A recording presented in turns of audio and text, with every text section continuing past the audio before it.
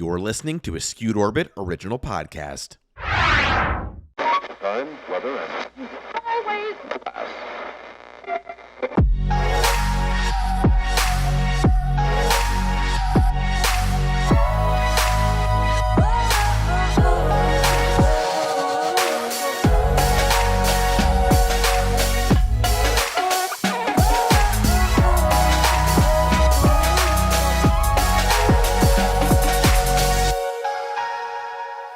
Hi friends, welcome back to the Rachel LaForce Show. It's me, Rachel LaForce, and you guessed it, this is my show.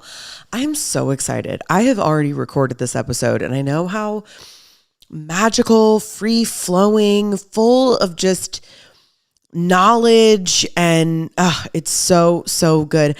My guest today is a dear friend who I met in a very kismet situation. This is Mystic Rainn. She is so many things. But she's a spiritual influencer. She is a medium. She is a psychic and has a very grown up girl day job. She is C-suite situation. So I won't share all of that aspect of her work here, but she is certainly a force to be reckoned with. And I am so grateful to have her here today, both showcasing both kind of that earthly work that she does, as well as this very sacred spiritual work that she does. This conversation is very raw and moving. I feel like in this conversation, she sees me so clearly. As you guys know, I've been sharing, I've just felt like life underneath the microscope since, around December. And it's really been coming to a head the last couple of weeks. And she just so beautifully saw me and gave me feedback. And I just was so grateful. So really, it's her podcast. Do you know what I mean? You guys are absolutely going to love this episode. There is no doubt about it. So please enjoy this conversation with Mystic Rainn.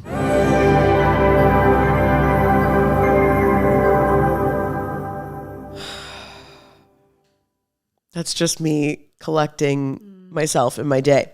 So I've already done a beautiful intro. The people have already heard it. Oh, really? Yeah. Oh, yeah. Nice. So they're like amped and they want to hear all of your knowledge. Nice. So, by the way, I have no idea what the intro is. I don't know how you've worked this out, or how you've built this up, or how you or what you've said. Right? And so I'm nervous now because I'm like, oh God, well, I'm moving blind. Well, do you want me to tell you? That'd be great. Okay, that'd be fine. You just introduced you. Yeah. Is Mystic Rainn, and letting people know, you're a spiritual influencer, a medium. Well, that was kind. A soon-to-be published author, and YouTuber, and doing all the things. So it was like that, but just more hyped up. Okay, I gotcha. Did I crush it? It was cute. I love it. Okay, good. I love it. The influencer part, though, that was kind. Well, is that the intention? I mean, it's the intention, but that's also, it's been an intention very much in my head. So hearing it out loud, repeated back to me, is a new feeling. How does it feel? I don't know. I'm processing. Okay. I'm processing what that may feel like. My bad. Was that your ding? Oh, yeah. That was my husband taking the chicken out of the fridge. Okay, there you go. You heard it. Mm-hmm. Also a newlywed. I am a newlywed. That I did not say. Yeah. Okay. Newlywed. How long have you guys been married now? Ooh, 2 months. Okay, so very much We're newlywed. very new. How has that been? It has been, it's been awesome. It's really interesting because I'm like, I actually really enjoy this. I like being a wife. I didn't know that I would like it because I didn't see women around me married growing up. Okay, yep. Say more. Interesting. Yeah, so none of the women around me, they weren't married. My grandmother was married, but it was an old school marriage where Papa was a Rolling Stone and no one shared a bedroom, and I never saw affection or intimacy or hugging or any form of I like you back and forth. And so with me getting married, there was no example. I didn't know where to go, who to talk to about it. Is this normal? These feelings I'm having, is that normal? Is this experience normal? And so I didn't know. I just knew I loved the guy, but I didn't know what was on the other side of that. And so coming into it, there's been an adjustment, but I like it. I like being married, But I also was like, holy crap, I don't know I don't know what I'm doing. Oh yeah, they like don't leave. They just like live with you now. Yeah. Yeah. That part. Yeah. But also it's like I'd cry if he did, right? I'd be a ball of tears. But then it was also like, do I have responsibilities? Like I hear on the internet that as a wife I have responsibilities, but I also have no one to explain to me what they are. Okay, that's interesting. And so then trying to figure out like what are my responsibilities in this? Is it to keep you alive? Is it to feed you? Like, what do I do? Is that all products of the patriarchy? Do you even care? I mean, I'm going to interrupt and say yes, You but know? that's just my humble opinion. Well, Yeah. So what do you, well then let me ask you, like, I think there's something that's really beautiful about not having the example, because at the same time, it's like, then you get to define it, right? Otherwise, we just mirror whatever is shown to us most of the time. So what do you feel like being a wife is? For me, I'm realizing that it's just being what I was the whole time. And like what he liked the whole time. I think I walked into it with feeling pressure because he comes from a really traditional family where everyone is married and there are no divorces and no one is splitting up, and you get married and then you have kids and like there's a template and a rule book and everyone does it the same way. And you know, he grew up in a very loving household with two parents and they stayed together the whole time. So I think I projected that into the relationship, and then eventually he was just like, yeah, dinner would be nice, that'd be cool every once in a while, but like this emotional meltdown you're having about whether or not you're good at this, like this isn't necessary. Aww. And I was like, oh, okay, like thanks for that, because I needed that. I needed that. I don't know what I thought I needed to do. I don't know how many meals I thought I needed to prepare or what they were supposed to taste like. I just felt like there was something that I was missing, and I didn't know who to ask about, like, is this right? You know, it took him going like, no, like just chill and like be you. Like that was the one that I met, like just do that. And I like that. And so, yeah. I love that so much. I have so many thoughts and feels, because I also feel like my parents had a very healthy relationship. I mean, the older I got, I was like, you guys are pretty good actors. But not that there was any contention, but I think there was a lot of love that was still there, but they just couldn't make it work. So I'm sure that was complicated for them. But they always, like, my joke is always that I didn't realize I had divorced parents until I was 18. Because then I left, and then they're like, okay, well, we actually have our own lives. And I was like, wait a minute, what? We're not all a family? And then, many years later, now it's really beautiful, because when we do things as a family with my family, Alex and the two boys, when everybody comes, it's like the most beautiful thing to me to have my mom and her husband and my dad and his wife there. Because I always say that I feel like a superhuman when both of my parents and I are in the same room, because it basically has never happened my whole life. In moments here and there, right? But I'm so split down the middle, like my mom or like my dad. And if I stand next to my dad, I look just like my dad. And if I stand next to my mom, you're like, oh my God, you guys look so alike. So similarly, I feel like I didn't know what a family unit was, because I'm an only child. So now starting a family and having my own family, there was a lot of that projection for me of like, well, what is this supposed to look like? Or what are we supposed to do? And how is it supposed to be? And I've been thinking a lot about that recently. I think it's also just what's giving me a lot of anxiety in my life in general, of all these things that are supposed tos. And I have this joke now that I feel like I just only want to do content that starts with like, wait, so are we all doing this? Like all of the things that just make us feel insane, but we're like, this is what we're supposed to do, right? So something like that, where you're like, wait a minute, are we all just out here working full time and then coming home and making like copious amounts of, like, is this just what we're all doing? Why are we not talking about this? Yeah. You know? That's how I felt when I was on my third batch of spaghetti as a wife. And I was like, okay, this is getting out of control.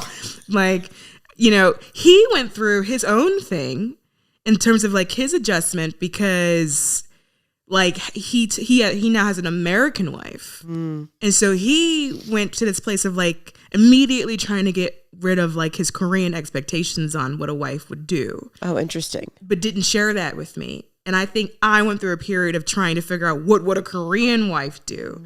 And so there was this weird thing that's happening where I was like, wait, no, what do you? And he was like, what do you do? And it was like this weird Spider-Man meme, everyone pointing at each other kind of thing.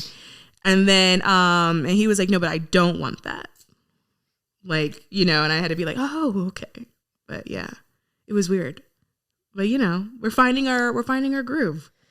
I feel like it's all weird. I don't know. Like the more awake I am, the more I'm just like, I just think it's so weird that we're all just doing. Because we're doing nothing that we came here to do. Ooh, say more. Like, not like this isn't, there is no spiritual backing for a 9-to-5 job. There's no spiritual reasoning for a 9-to-5 job. There is no like working to like to buy grapes. Like what that wasn't the plan. You know what I mean? Like, so I think so many people are in this sort of rat race and everyone's feeling really confused about it. Like, where's the meaning? Where's the purpose? Well, there isn't a purpose in whatever it is that you're doing. Now you can find a purpose in it because everything is internal and the reality is coming from inward. But like looking for the inherent purpose in anything outside of you in the 9-to-5, you're having a hard time finding it because that wasn't the original plan. Now, your soul's plan may be to discover who you are within that journey, to discover bits and pieces of you within that journey. How do you respond? How do you act? What feeds your soul? Different things like that. And a 9-to-5 may help facilitate that process. But the 9-to-5 itself, it was never really a part of the plan. And that's how I feel about everything. Thank you so much for coming. But I do. That's how I like. There is this part of me as like a spiritual teacher, I think, or just spiritual being that I want to run around yelling that at people, like just going through office buildings being like, none of this matters. Yeah. But there is a part where it's like, people can only take on so much. Like, and I think especially when people are feeling that rat race, they're feeling like life doesn't matter. They're feeling like so much of, I think, even depression and anxiety and all of these things come from, well, I'm in pursuit of something with everything I have for something that doesn't actually mean anything. And it's like, how can we stop? Like, I was thinking about that this morning. I'm like, man, the phase of life I'm in right now, I feel like I got on a roller coaster and I was like, oh, cool. I thought we were going to go for a couple loop-de-loops. And they're like, nah, motherfucker, you're on this thing for like 3.5 years. And I'm like, wait a minute. I didn't know that was the deal. A couple of loop-de-loops. Yeah. Like, I'm like, this was not what I think. This is not what I signed up for. And I think it's just so important to have those touch points that make you feel mindful. And like, as I always say, where I'm like, you know, the most spiritual path in this iteration, I think, of the reality that like you and I can both agree, this is reality, right? Is that there are the human aspects, as I define them, the earthly politics of things that like, yeah, we have to do. So yeah, you got to work, you have to pay rent.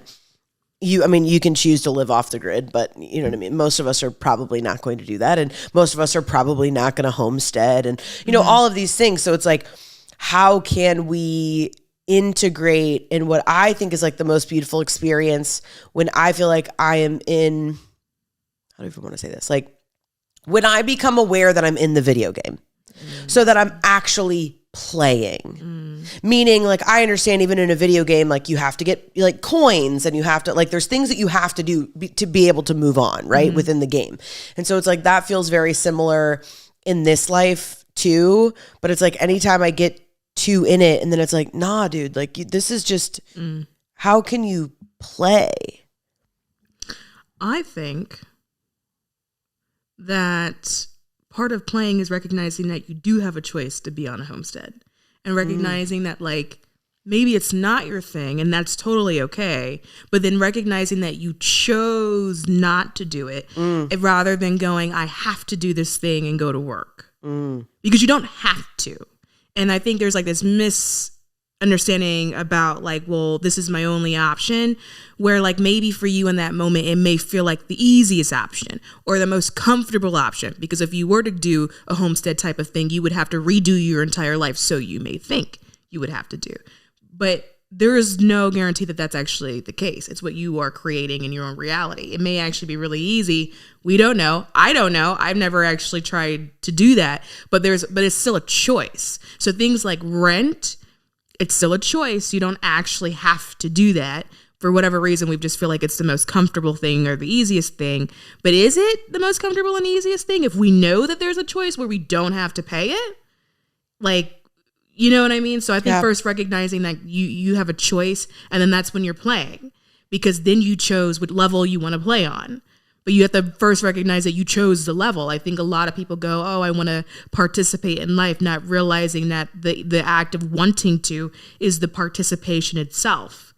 But if we keep doing this thing, I think where a lot of people do is this constant, like, always disempowering, always saying, well, I don't have the ability, I don't have the resources, I can't do this, I can't do that, I don't know this, I don't know that. People are regularly in this state of just disempowerment, not realizing or understanding that the empowerment comes from self. And if you are constantly putting yourself aside and downplaying what you already spiritually know to be true, which is you do have a choice, then you're always going to be in like that perpetual cycle. And I always say to people, like, I have a muggle job, but that's my choice. And I very much recognize that I choose to do that because I like the resources I get from that. But I also realize that that doesn't have to be my only thing. And then for me, it's very much a situation of it's just resources. I look at it as a form of resources. It's not my life. It's not my meaning. It's not my, like, it doesn't define what I am or who I am or what I do. What it does help is get resources and money.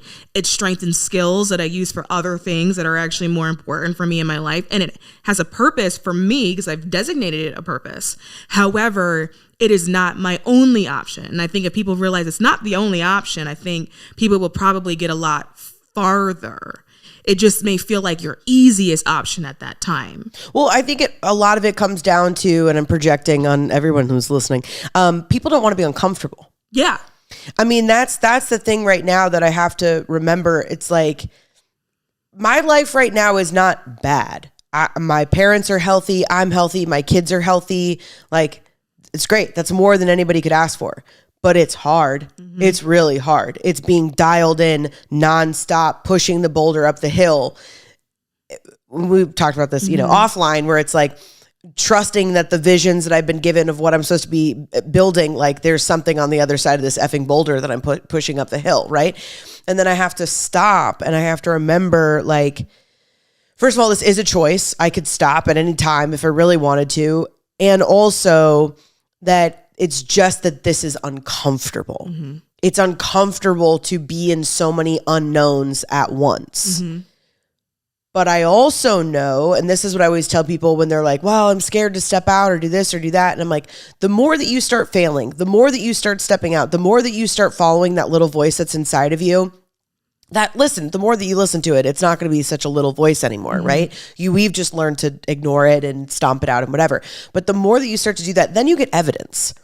You get evidence that when you follow it, that it works out. Mm-hmm. Even if it doesn't work out. We talked about this mm-hmm. earlier offline too. Like, even when it doesn't work out the way that, like, we would have liked it to, mm-hmm. We're like, didn't want to go on that ride, but that it always works out. Mm-hmm. And so at least once we begin to step out, then we have that evidence. Then we can do things that we thought that we could never do. And that's really the place that I'm at personally right now, where it's like, I feel like these next few big steps are so big, and they are so big, but it's like, well, you've also been preparing for them for a while to be able to do them, right? That's something I think with our spiritual recognition of choice, that the more we make choices in service of ourselves, like our physical body begins to be able to like handle that uncomfortableness. Mm-hmm. But I have a question then. So then what evidence do you need? Because for me, I'm hearing you say pushing this boulder up the hill, right? Hoping that something's on the other side. My mind goes, but you know exactly what's on the other side.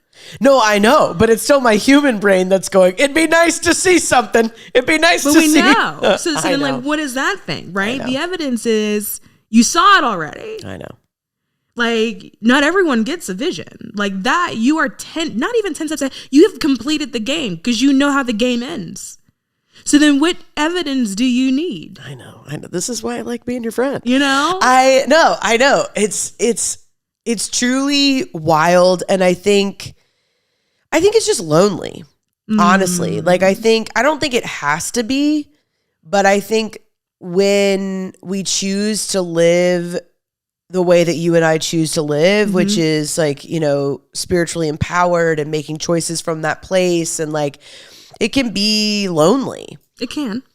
And now I'm kind of like going off on like a different tangent, but yeah, I'm in this place where like, I'm really just wanting to connect with more and like really build up that tribe. Like even that alone of hearing that from you, I'm like, okay, that'll get me through another 12 days. Well, then I will be here in 12 days. What day on the calendar is that? And we will re-up because that's what it is. Like you're not pushing a boulder up the hill. What you're probably doing, if it feels like a boulder, you're probably in some form of resistance somewhere. Yeah. Because it shouldn't feel like that. You know how the game ends. Like it's not even a matter of like, how do I play? You're finished. I know.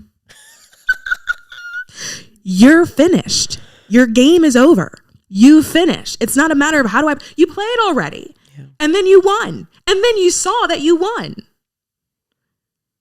So why are you pushing the boulder? Well, this is now my podcast. I love this. This is why when you sat down, you're like, how you feeling? I was like, not great. Can you fix me? Like, if you're pushing anything, then you are in a state of resistance. And then that is just going to take it longer to get to you because right now you just need to let it unfold. Yeah. You're not trying to see what's going to happen. It's not a matter of if I do this thing, will this thing manifest? You already know exactly what manifests. Yeah. You know how. We already talked about that through spontaneous combustion. You have the answer. You have the what and you have the how. What's happening is that you're creating resistance because you're trying to force the win. When the win will be when you are ready. I know.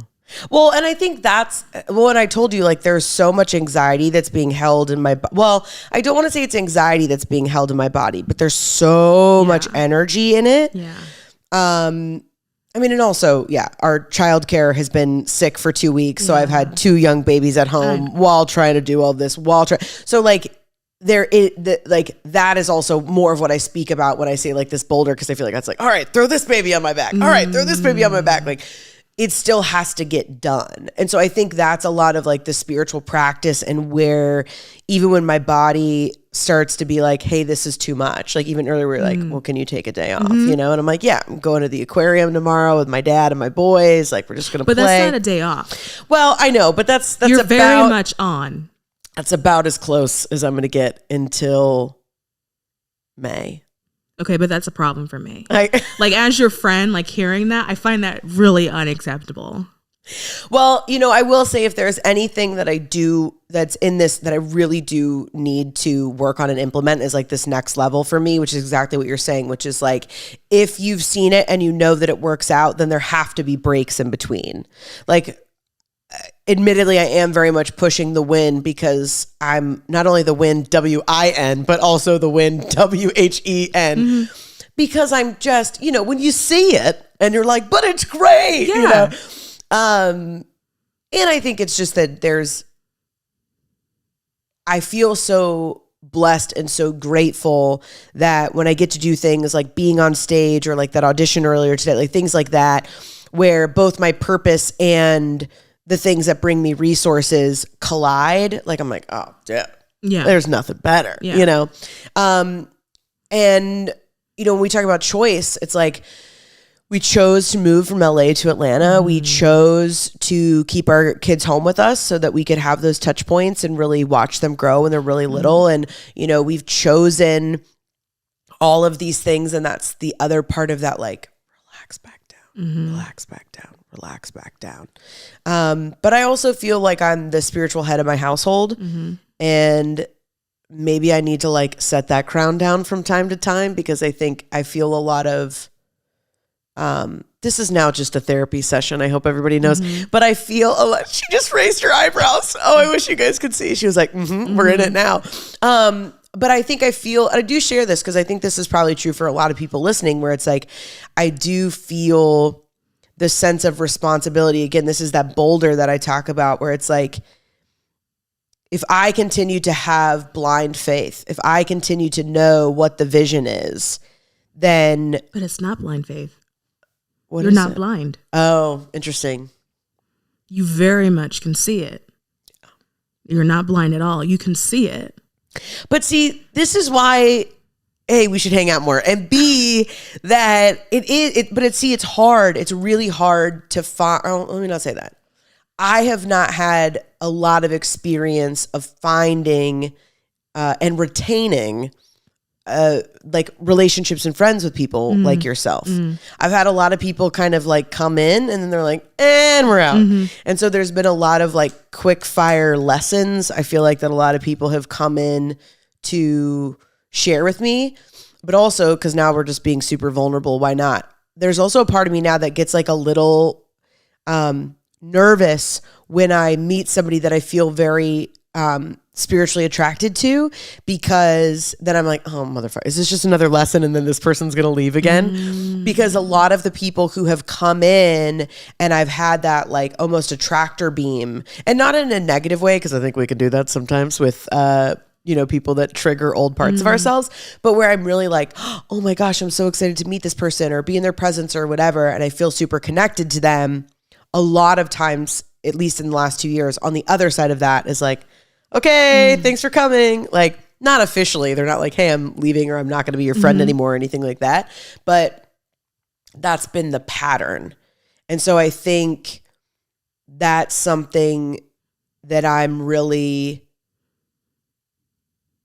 missing, because I do get to spend a lot of time with myself. Like, even though I'm not taking full day breaks, which I need to, especially as it starts to get nicer, and go just sit in the park all day by myself. That's just what I need to do. It's nothing that makes me feel better. You know what I realized the other day? What do you realize? And then we're going to come back to you. Okay. But this has been great being on your podcast. Thank you so much for having me. That the word forest is literally broken down into forest. And I was like, oh, that's why I love being amongst the trees. Because it literally, it's in the word, at least in the English translation. But, But I also think too, with like your situation, like rest, I feel like is woven in there. Yeah. You were given the end result. You were also given the instructions, which from my understanding, you've completed or nearly completed. So the only thing left for you to do is to sit down, not take the crown off. You can very much wear the crown and also sit down. That's why there are thrones. Ooh. Right? They're all sitting. Every one of them are sitting, because when you don't know what to do, you sit still. Oh, that could make me cry. Yeah. Like if you were just up running around, if every king and queen was up running around, they would be doing what you are currently doing, which is running themselves ragged, overthinking. You need stillness, you need calm, you need poise. That's how you run a kingdom. You can't run a kingdom by being tired, overworked, not getting enough rest, not eating when you're supposed to. There are too many people involved, too many lives involved, too many major decisions that need to be made. And the person making the decision needs to have a level of poise, calm, and grace to not only the kingdom, but to themselves as well. Every organization that I've ever seen that had issues with the leadership are people that don't know how to sit down. They are people who are surrounded by advisors, and I've watched advisors say to them, you need a break, you need to rest, you need to sit down. And then they don't. And then they run what they've built into the ground. You are building something. We've already talked about it. You already know how big it's supposed to get.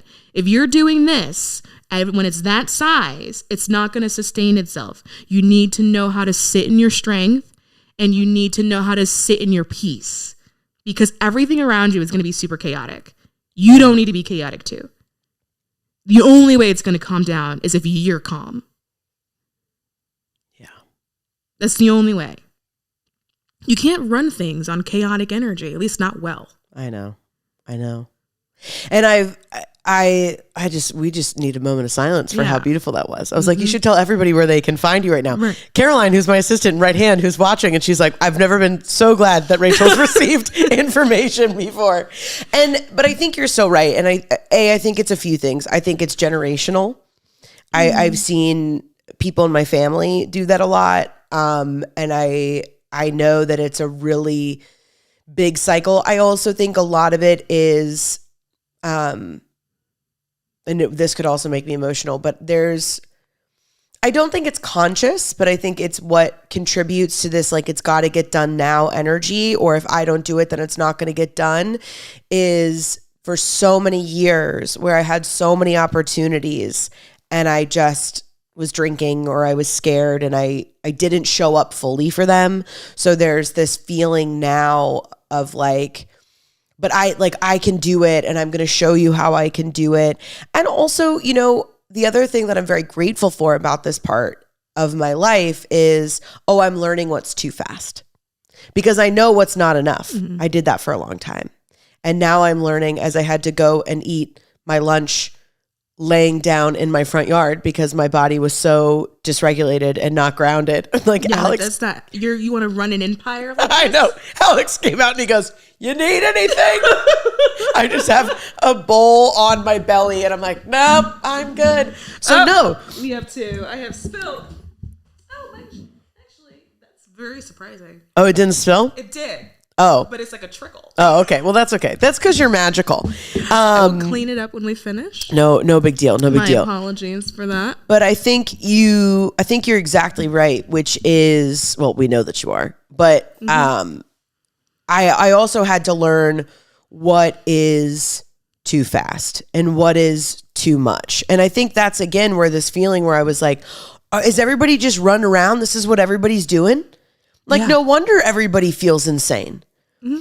And no wonder everybody feels like they can't do it. And no wonder that everybody feels like, the other thing that I've run into a lot is too many things will end up on the calendar.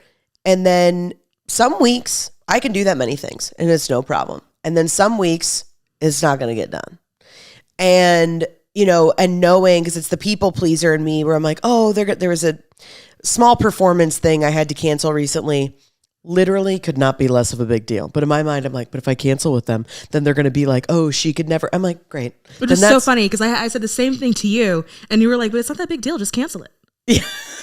Like, I know. Like, why are you freaking out? But there were so many things that I said to you in that conversation. I walked away and I was like, I'm pretty sure that was also all for me. I'm pretty sure that was all for me. But yes, absolutely. Even throughout the course of this conversation, I can feel myself like coming back into my body and being like, okay. But also too, there's no such thing as it's not going to get done. Yeah. And the reason for that is, again, you've already seen it, which means everything that was supposed to get done got done. Yeah. It got done. Yeah. Like, you already know. Am I going to finish this thing? Yeah. Yeah. You finish it because you know the outcome already.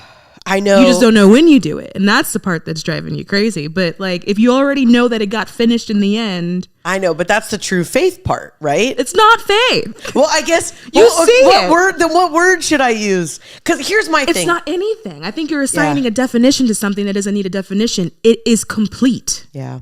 The whole thing from beginning to end is complete. It has completed itself, and you know it's complete because you saw it. If you can see it, it means it exists, because you can't see non-existence, because non-existence is non-existence. If you can see it, then it exists. It means it was complete.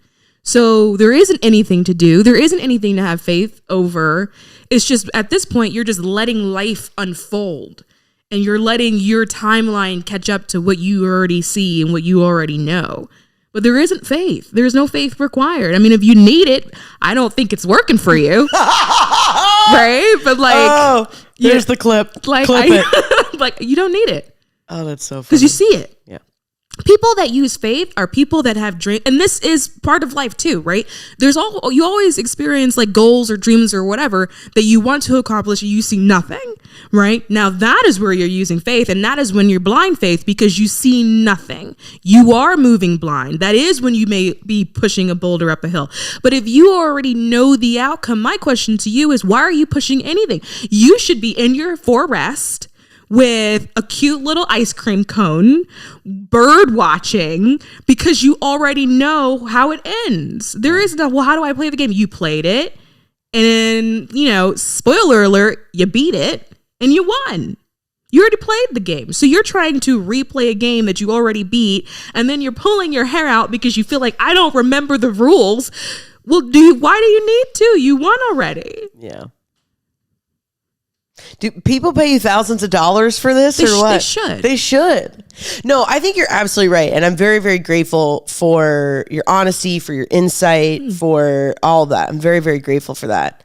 And I think that, especially yesterday when I was eating lunch laying down in my front yard, was where, and in my mind I was like, oh, this is Did he get a video? Because that is a clip. But I did tell Caroline that I took a video the other day when I was having a panic attack. Because I was like, just people have to see this. Hold on. I'm processing. He left you there? He just was like, oh. Because he's also just at his brink. Like, he's also just like, I don't know, man. If that's what you need for yourself right now, that's all good. I've got... He was like, my wife is currently in the yard. I know somebody in my... I won't say her name, because she may not appreciate it. But, when that happened to her, she ended up having to go away to a facility. And I know I'm saying this laughing, but she was at such the brink that she didn't fix it, that she would just lay down and then get back up and then go back to work, that she ended up in a facility. Yeah. So, I would like that doesn't happen to you. Yeah, no, I don't think I'm headed to a facility anytime soon. Friend, that story doesn't sound good. Well, yeah, I mean, it's concerning. It really is concerning that it's gotten you, especially for me, it's wild for my mind to even process that, because my mind is like, but you know where you're going. For sure. But again, keep in mind, I have 2 kids under 2. Is it the kids? That no, it's not that. But again, I think it's this perfect storm of 2 kids under 2. They both have been really sick. They have. The last 2 weeks. Then at the exact same time, I haven't had childcare for 2 weeks. So you're overwhelmed. You're just overwhelmed. Well, yeah, because Alex and I have to pass them back and forth. I had the audition I can't talk about because I signed multiple NDAs, but I had that big audition this morning, so that had to get done. So there are things. I think it's finding this balance between, like I said, it was this is what's too much. Now being able to find. Do you know what I mean? Okay, I gotcha. Because I wasn't doing, not that I wasn't doing anything when I was still drinking, but I was not going to get to where I wanted to be because I was muting everything. And then I went through the process of healing and figuring, I'm never healed. Okay. But relax, keep going with me. Of healing and working through that, working on my self-empowerment, my worth, etc. And then all of these visions started to come in, right? Because I was ready to receive them. So now we're at this precipice where it's okay, the next few big things are really big things. They're buying a building. It's getting huge. a very large sum of money from a bank that hopefully I'll make that money back and I can pay them back, right?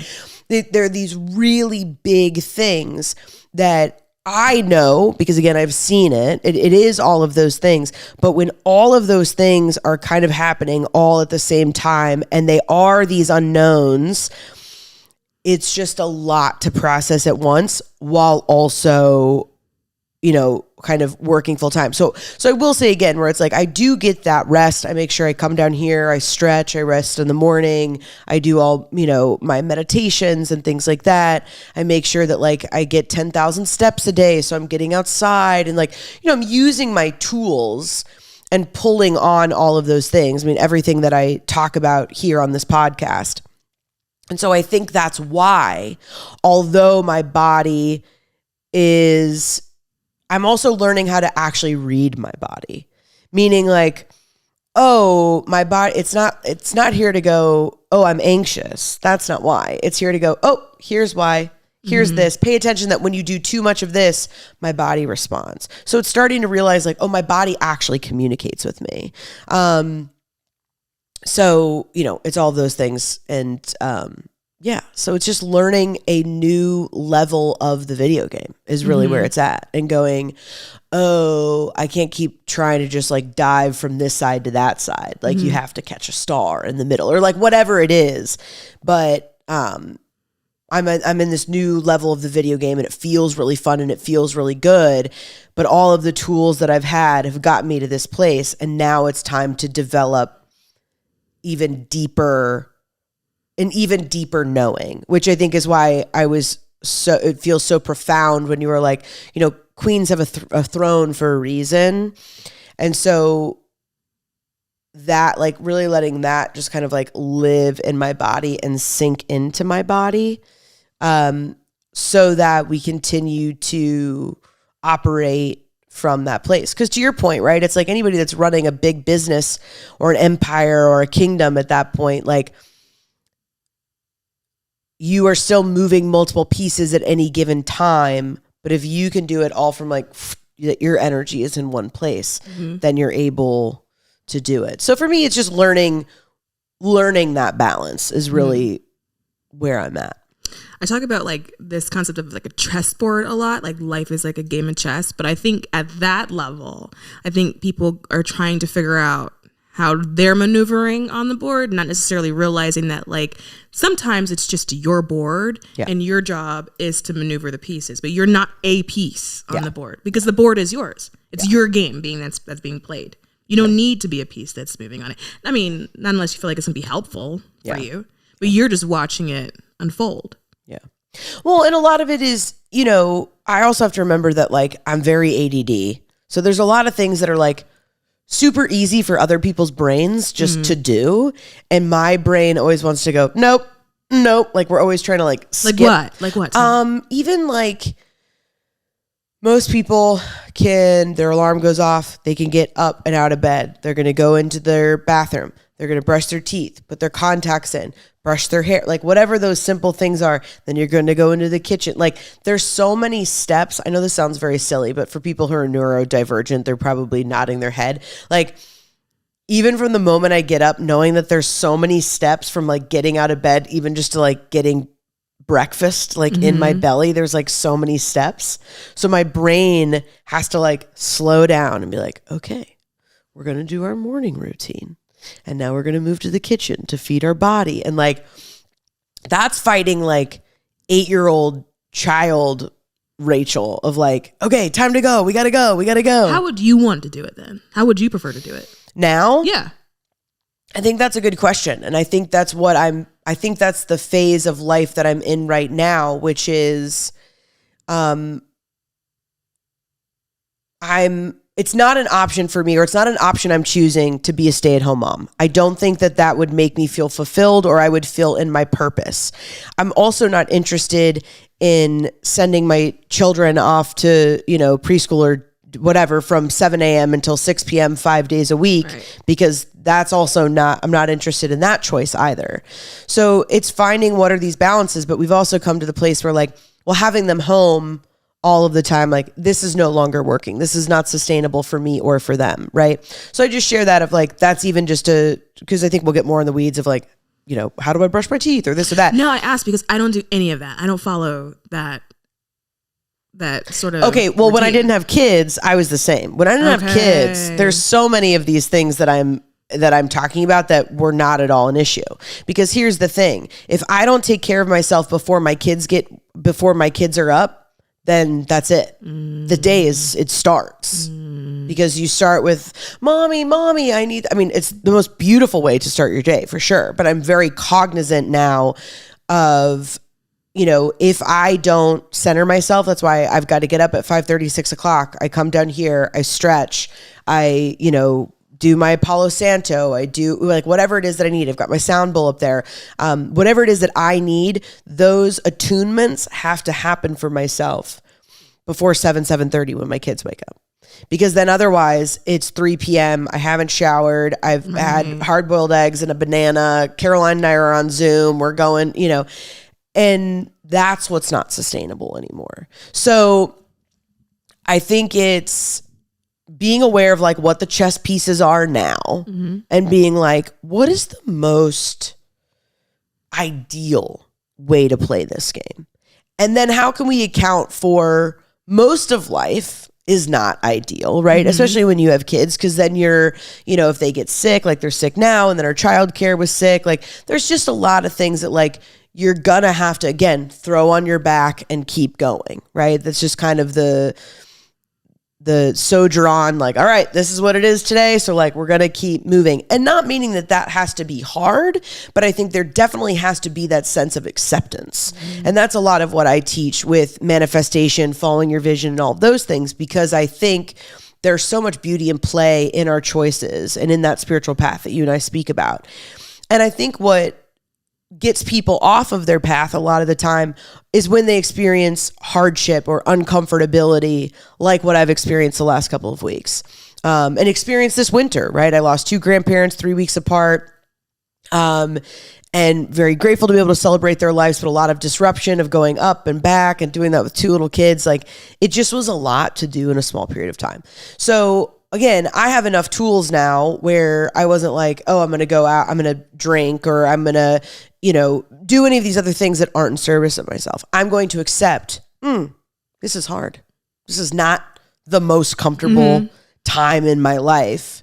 What tools do we have? What can we do so that we can keep going forward? I don't know how I got there from brushing our teeth. I don't know how we got there either. Wait, but tell me about your morning. My morning is however I want it to be. And so there is no structure, and it changes every day. Okay.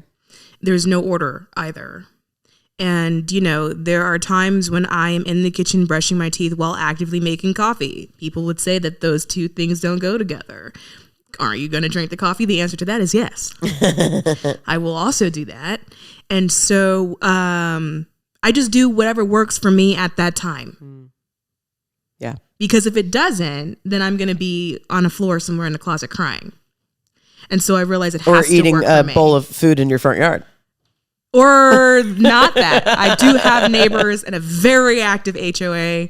And so no, right? But I will say there would be tears. Sure. Yeah. It just doesn't work for me to have to do it that way. And so, and I also don't really understand the order of it. Now I do understand, like, when you have kids, the need for a routine. Yeah. That makes sense to me. But like me personally, no.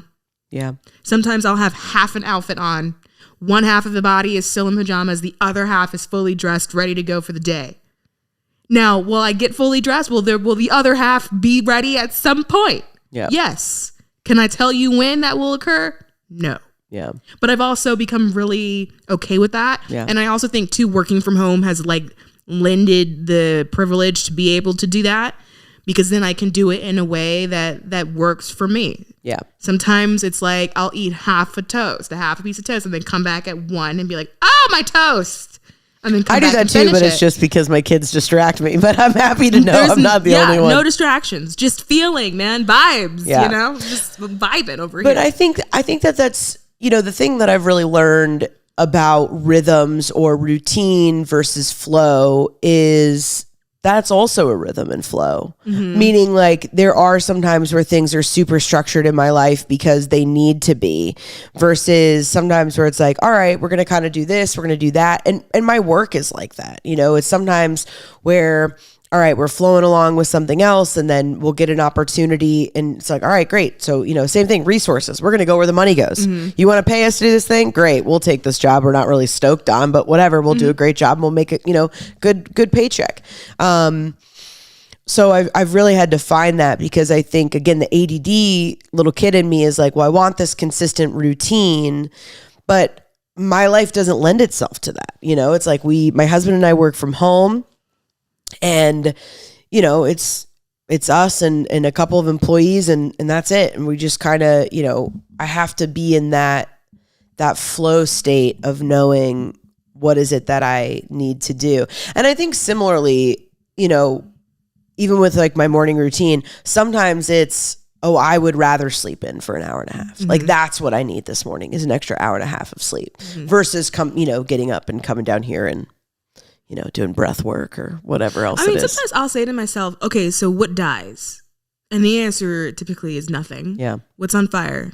Nothing, really. Now, does something feel urgent, and is my mind trying to trick me into making me feel like it's the end of the world? Probably. But who is currently on a stretcher? Is there a paramedic outside? Is there a real emergency here? Do we need to call a doctor? And usually the answer to all of that is no. And then what I realize, once I get to a no, then I go, all right, 5 more minutes. And then that's when I roll back over and I go back to sleep. Because at that point, why?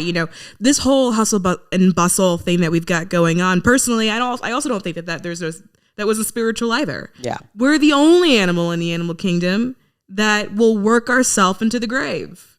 The only one. Yet you have chihuahuas living their best life, manifesting like it's nobody's business, first class, because they manifested the most beautiful owner handler that they could have ever manifested. They go everywhere. They're always full because they have not only their kibble, but they also have the best of the best food. And they do nothing but nap all day. Every animal just sleeps, eats, poops, maybe wakes up for a little bit, they play a little bit, then they go back to sleep. We're the only animal that for whatever reason has chosen that did not work for us when we had lives where at one point it did. Yeah. It worked very well. Well, and I think even with what you're sharing, that's something that I'm really integrating, again, going back to being the queen and building this, or living my way into the vision, I suppose. Letting it unfold. Which is, it is difficult to be able to do it my way. Meaning it can, but there's still a lot of people that are stuck in old paradigms of ways that things are done, or especially within, everything I'm doing is within entertainment and Hollywood, and the goal is to have so much money from other projects that I don't need that route. So I can show you how it can be done. Right. It was Spanx, and she was the CEO that was a female and gave everybody a $10,000 bonus, and she still made millions of dollars. And it was yeah, everybody can be happy. Okay. And so again, it was showing there are other ways that we can do this. There are other ways that this can be done. And I feel not only do I want to be able to do that for myself, but I want to be able to show that to my kids. And I want to be able to show that to many other creators, where it's you don't have to do it the way that they said that you have to do it, because that's why you're feeling frustrated. That's why you're feeling like you're not picked. That's why you're and ultimately none of us are creating art because we want to be picked. Yeah. At the heart of it, I don't think that's why anybody creates, because they want to be picked. They create because that's the way they see the world. Wow. Well, I hate to say that this is the best episode we've ever done, but I'll tell you what, it's probably one of the ones I've enjoyed the most. I'll tell you that. I had so many other things I wanted to talk to you about. Did I just derail it? No, it was great. This was free therapy for me. You know what I mean? This was great. No, but I think it's just interesting. I did want to touch on before we go, because I do think it's really important, because it's also a lot of the work that I do in the language that I use to be able to, no pun intended, demystify for people this idea of mysticism or spirituality, psychics, mediumship, all of these things, because everybody feels as though it's other. And I don't think that at all. I think it's very much the thing. We've created this life for ourselves where it is other.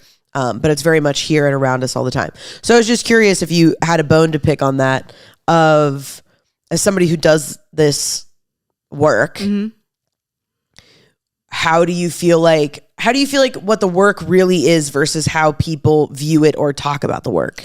Yeah, well, I think the difference is kind of annoying for me, but I also feel like there are people who do the work who also carry that too, right? Like the pop culture type of idea about what this is versus, let me back up. There's a difference between someone that's a psychic or a mystic or a medium, and that's all they do, versus someone that is a healer and their intent is to heal and bring understanding and clarity to the world.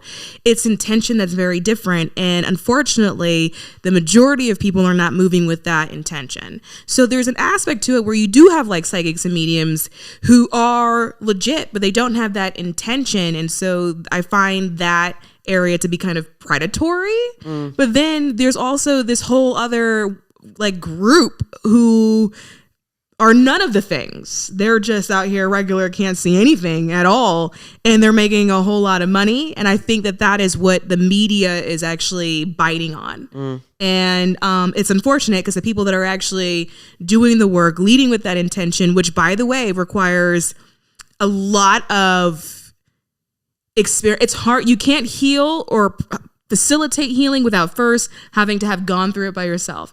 And if you are working with people who are going through it, and I work with people that are going through it, the only way that I would have an ability to relate to those people is because I went through it myself. Yep. Because I went through something that mirrored what they're actually experiencing. And so I have an ability to empathize and to speak to that. But that requires an immense amount of work myself, hardship, the revealing of personal trauma, reliving trauma in order to figure out where it actually came from, learning and understanding patience with myself, but other people, grace with myself, but other people, and being able to empathize, not necessarily agree with people, not share the same opinion, not think everyone is great, but there's an aspect of it that requires you to understand humanity, and humanity is very complex.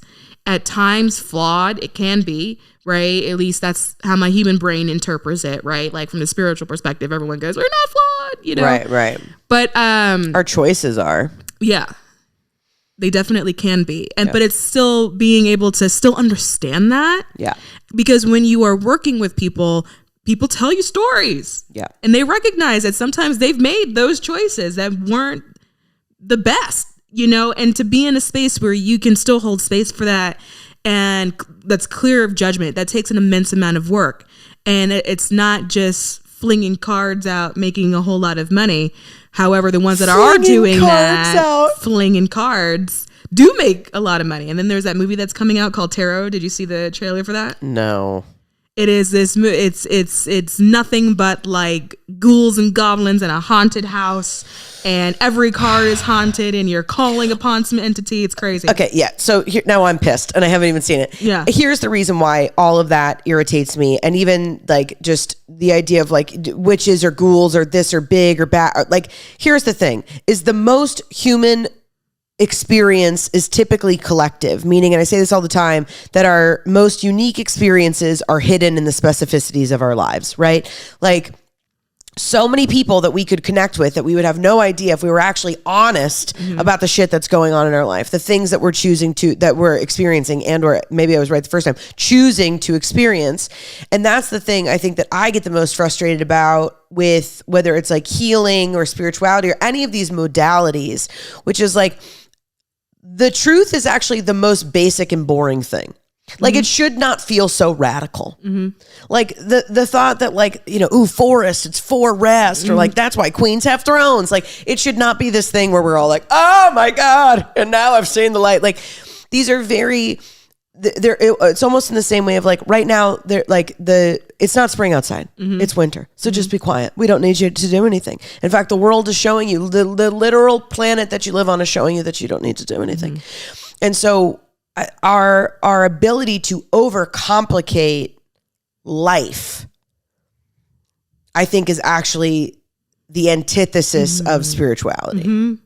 And so the people who sell it to you that, and I know sometimes people are always like, why do you always like make fun of, you know, like spiritual white women? And it's like, well, because for some reason that sector of people that are doing this work, in my opinion, are a lot of what it's like these retreats and like kiwi smoothies. And I'm like, if you think that's what a dark night of the soul is, like, just hit me over the head with a hammer. Okay. That's not what it is.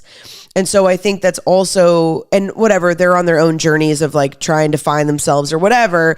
But the point is where it's like, when that, we like things that are pretty, so it makes sense that, you know, this beautiful woman or whatever would have all these followers, but it's like, then we're just doing that same thing, which is we're not actually heeding the call. We're not really hearing. We're not really listening. And because again, it goes back to that thing of we don't want to be uncomfortable. So I also think it's not everyone's job to. I think if the amount of responsibility it would require to heed the call, my God, the amount of people don't want to do that much work. I think that like, even when it comes to like, you know, the retreat baddies, you know what I mean? And I can easily look at them and be like, oh my God, they're making all this money. And here I am over here doing work, you know, but looking at them people resonate with that because I think that is as far as they can go. Yes. I think Yes. I find it really shallow, but not that I find like the people inherently shallow, but because it's so much and the amount of work you have to do to get to simplicity, the amount of work you have to do to be like, actually, all of this means nothing. You have to feel like everything means so much, which means as it breaks down, as it falls apart, you're looking at your reality that meant so much to you and then learning that it means absolutely nothing. And that can break people. And so I find it shallow. But I also understand that like not everyone can really handle that. And so where they are is exactly where they are in their journey at this moment. And it may be step one. And they could potentially be looking at me thinking that I sound really pretentious because, oh, what step does she think she on? And I will say, I think I cried a little bit too much to still be on step one, but it is step one. But that's where the masses are. And I think it's a beautiful thing because then you have teachers like yourself who are past that when those people graduate from that level, they need somebody. Yeah. So where do they go?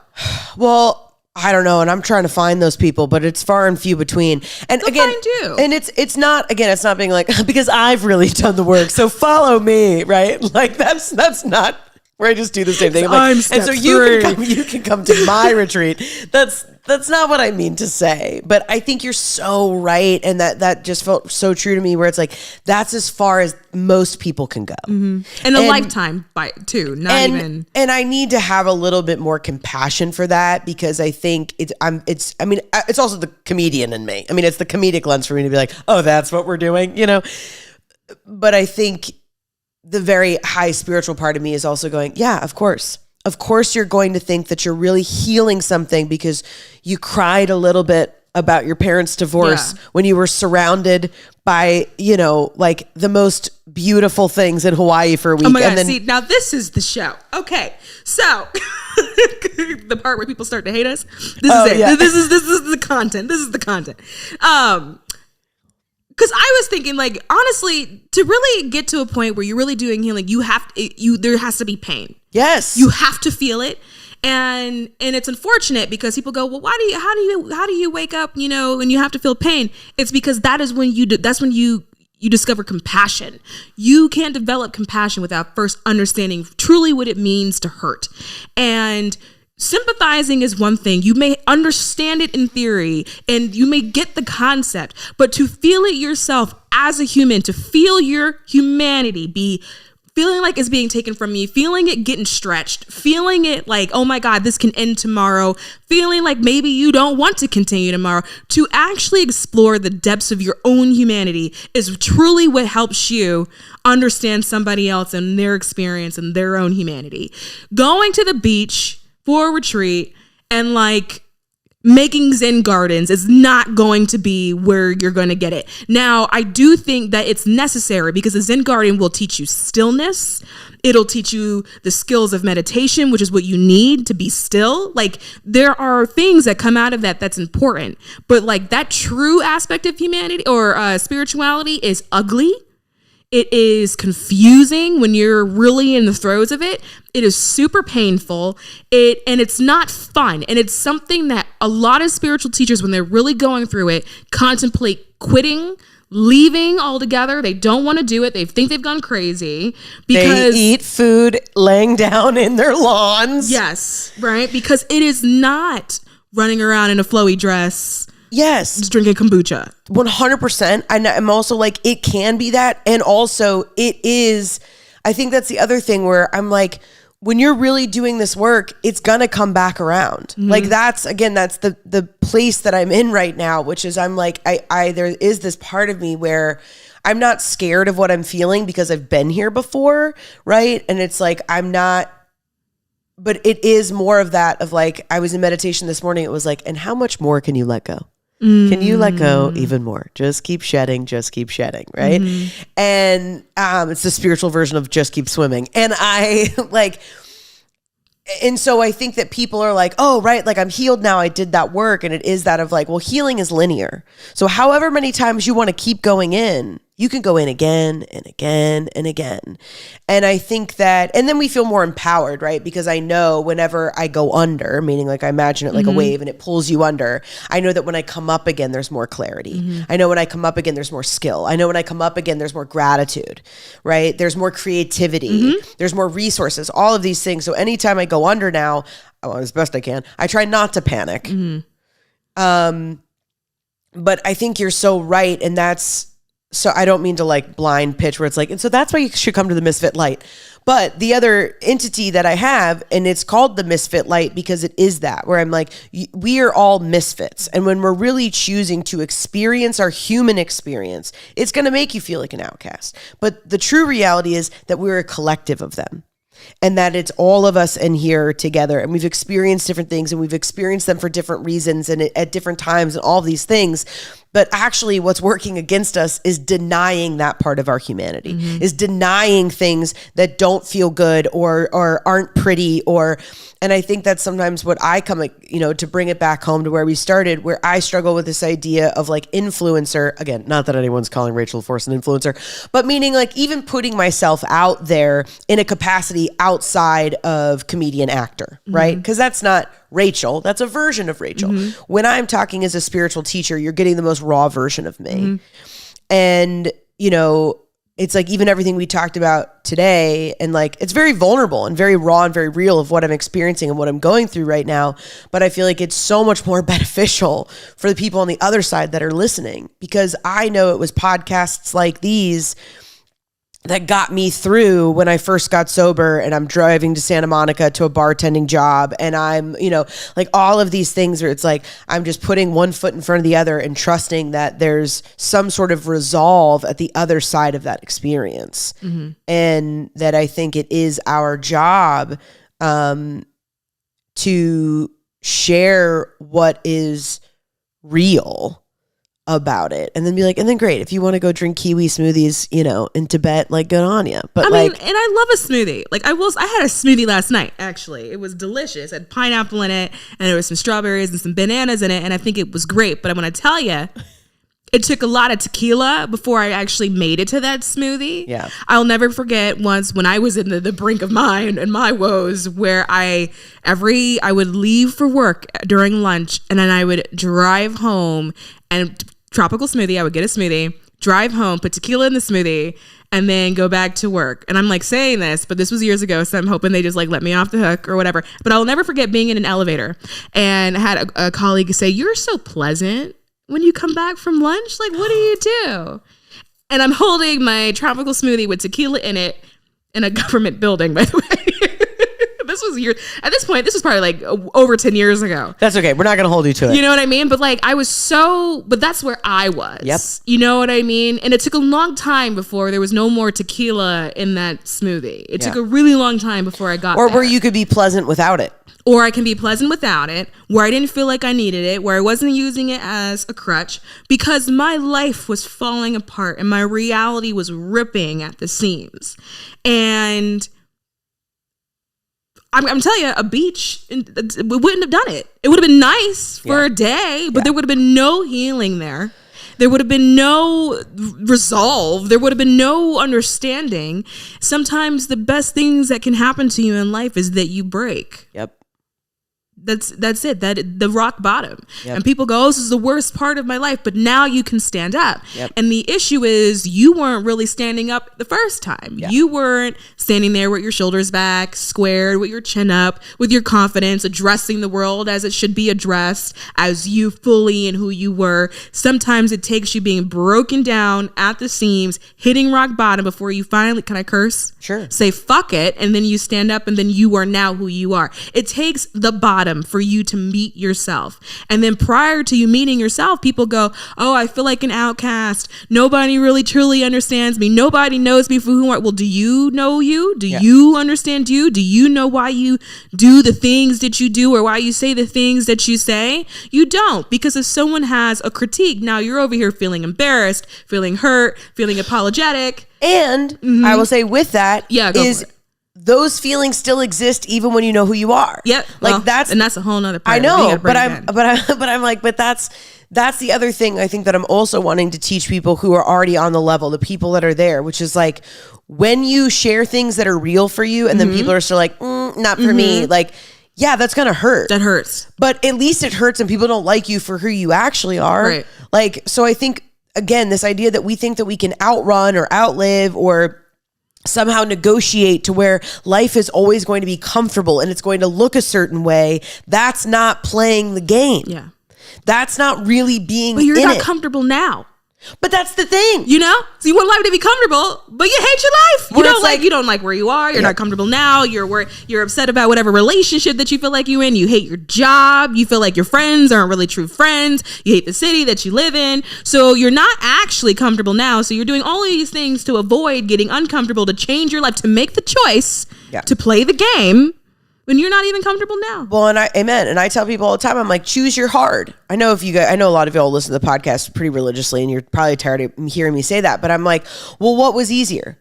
What was easier when I was just like drinking all the time and drowning it out and living with somebody who I had no business living with and like kind of doing the work? It's like, okay, so maybe I have days where I got to go lay on the ground to be able to ground myself and eat my lunch because that's the coping tool that I have because things are hard right now.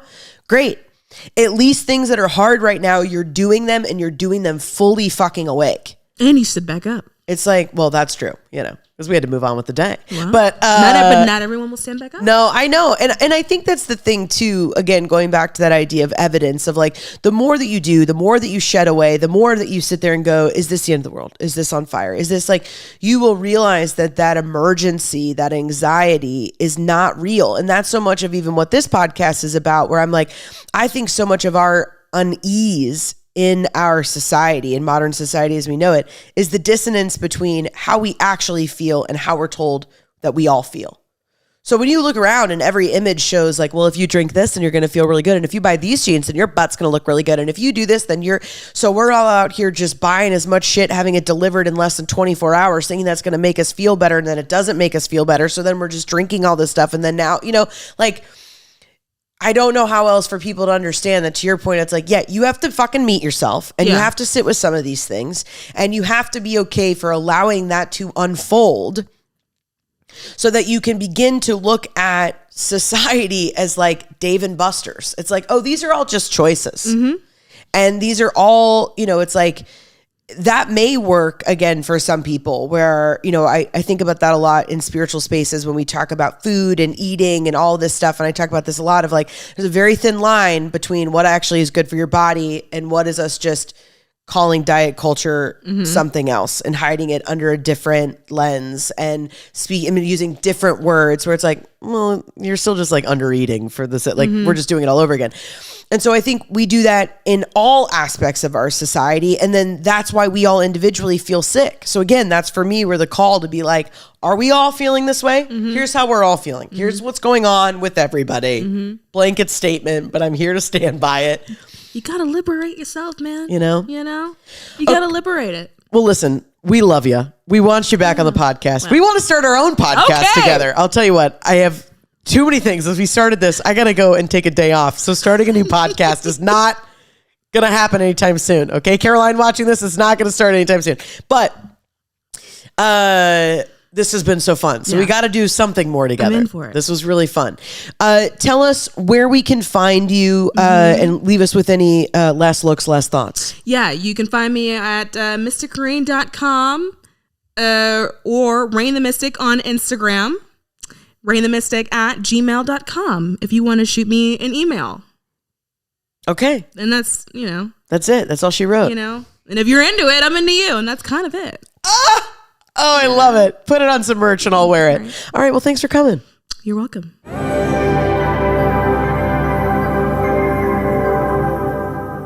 Did I tell you? Did I tell you or did I tell you? It was good. When we were done, I was like, sorry, I kind of wrapped us up. I was like, I realized that we could go for hours. So I may regularly have her on the podcast. Maybe we'll do some kind of like collective energy readings or something. Cause I think I just really vibe with her. I always have. It's fun. Her, kind of, gleefully, but very seriously kind of like ribbing me on like, It's not faith. You've seen it. You know it.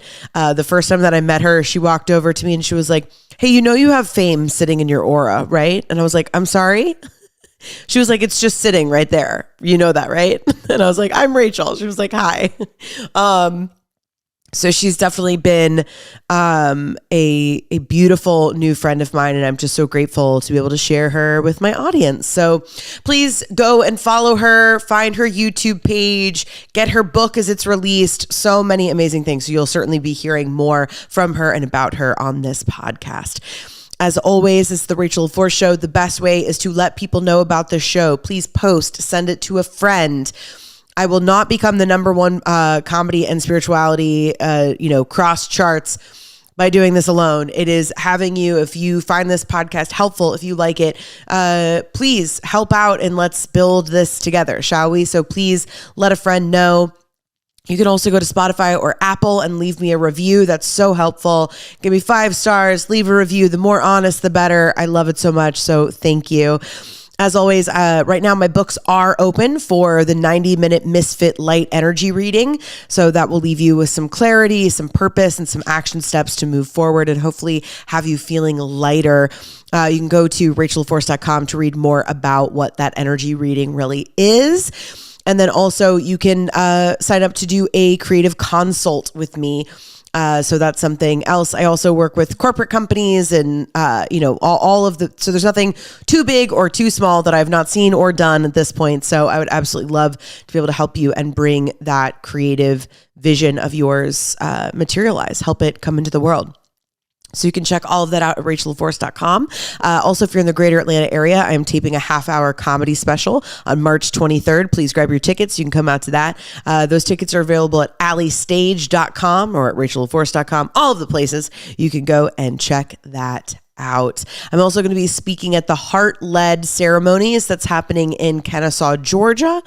So the link of where to buy those tickets will be in the show notes here. So that's March 16th here in Atlanta, Georgia as well. And also hot off the presses, I will be in Boston in June. So I'll be bringing all of that your way as well. And somewhere in between there, maybe a day or two to rest in the rest and just relax and recuperate. So I'm so grateful that you're here. I am honored and just so damn delighted to get to do this. So thank you so much for listening. Thank you for doing the work, and let's just keep lighting the fuck up. You know what I mean? All right.